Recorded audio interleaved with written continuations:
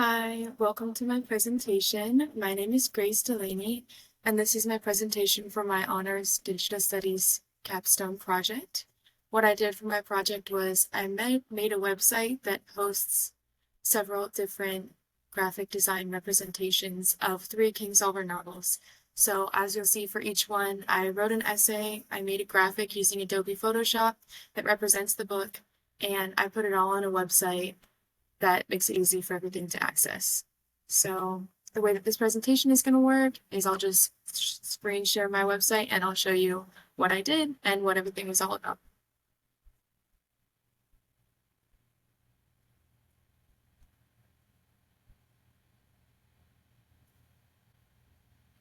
So this is the website that I made. I named it Digital Approaches to Barbara Kingsolver Novels, and I went ahead and I included everything that it needed to have for all the classes.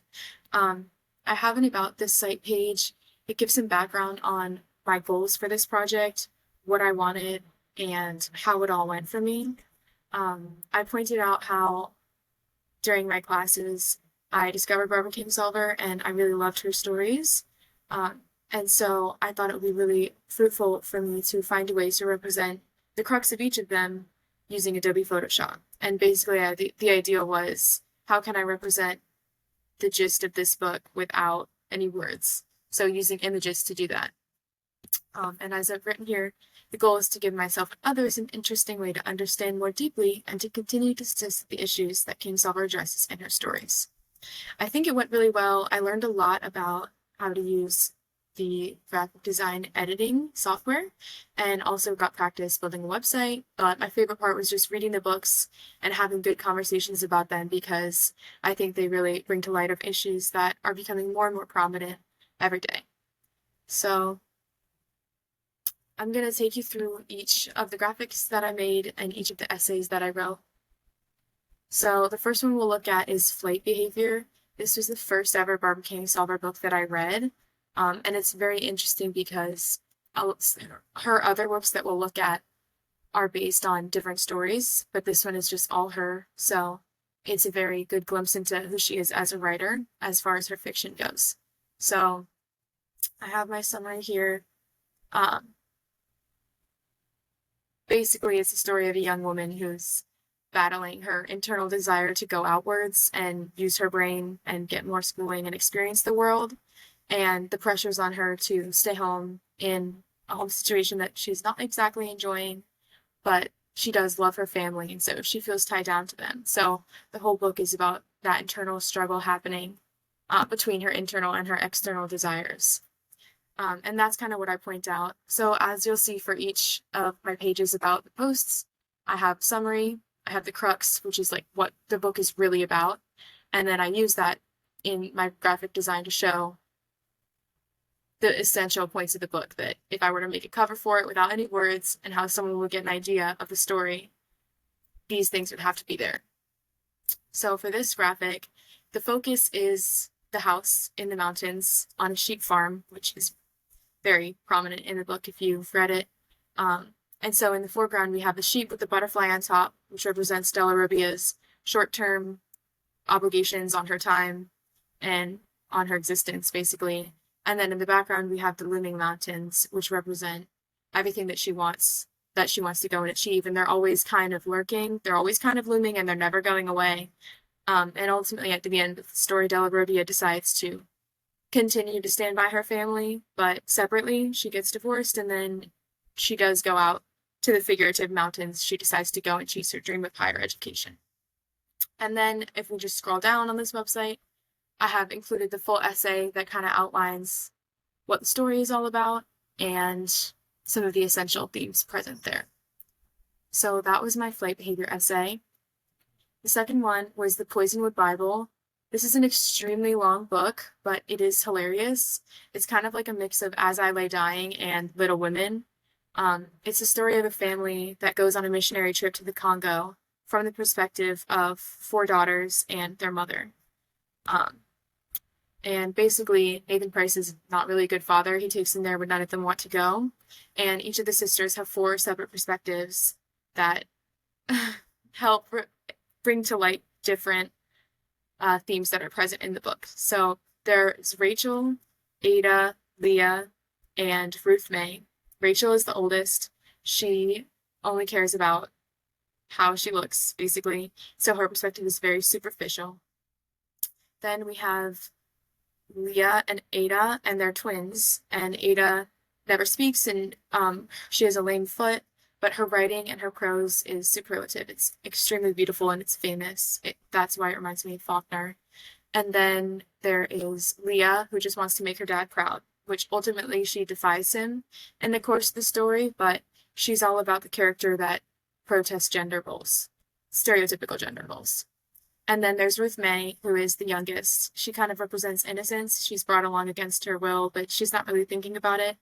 And she actually gets bitten by a snake and she suffers for it. She dies in the end. And so basically the crux of the story is that you die by what you swear by. And so each character has something that's extremely important to them that they make their life about. And that's what brings them down in the end or brings them up. Like in Leah's case, she was always about being independent, and that actually helps her have a really happy life with a big family later on in the story. So it doesn't necessarily have to be a bad thing. So for my graphic, I wanted it to be a little bit more straightforward. So I put down here all the different elements that would represent each of the sisters. So we have the ferns, we have the flowers, we have the bow and arrow and a quill, and of course, a book that represents the Bible. One really helpful example from the story is the fact that when Nathan Price, who's the father and the missionary that brought them out to the Congo, is preaching, he calls Jesus the poison root, and the word that means poison root, if it's said correctly, means the most beloved one. And so that's what he was meaning to say. But when it's said quickly, it means poison root, which is a kind of branch, kind of vegetation that actually gives you a rash and actually hurts you. And there's this scene where he's trying to weed with a poison root branch and he can't understand why he's breaking out in hives. And it just kind of shows how oblivious he is to the fact that he needs to adapt his testimony to the place where he is, because it's totally different from Georgia, which is where the family is from. So of course the Poisonwood Bible has to be at the center here. Leah has a moment where she joins in the hunt in the face of a famine, and her dad doesn't want her to because it's typically a man's job, but she kills a stag, and there's a great debate about whether or not they should actually eat the stag or whether they should just ignore the fact that she has this military prowess. And then we have the ferns represent Orlina, who is the mother, and how she kind of bends to the will of her husband, but ultimately she leaves him and she goes back into her own identity. And then the quill represents Ada and her prowess with language. And the flowers also represent the death of Ruth May and the vanity of Rachel. So similarly, I have here the full essay listed down below that outlines the different representations and symbolisms present in these stories. And so that's for the Poisonwood Bible. The last one, the one that I read most recently, is called Demon Copperhead. This was my favorite one that I read, and I've recommended it to a lot of my friends at this point. Basically, the idea is that you are not what you are expected to be, and you're a lot more than that. This story is actually based on Charles Dickens's David Copperfield, and so the character names, a lot of the plot events mimic what happens in David Copperfield. And so that adds another layer of interpretation, because what the characters meant to David, they have a similar implication in this story with Demon, but it's a little bit different because the setting is extremely different. The crux of the story goes back to the name of Demon Copperhead. When you hear that name, you think of things that want to hurt you, things that are evil, things that are scary. But this is a nickname that he gets against his own will, and Demon is actually one of the nicest characters in the book.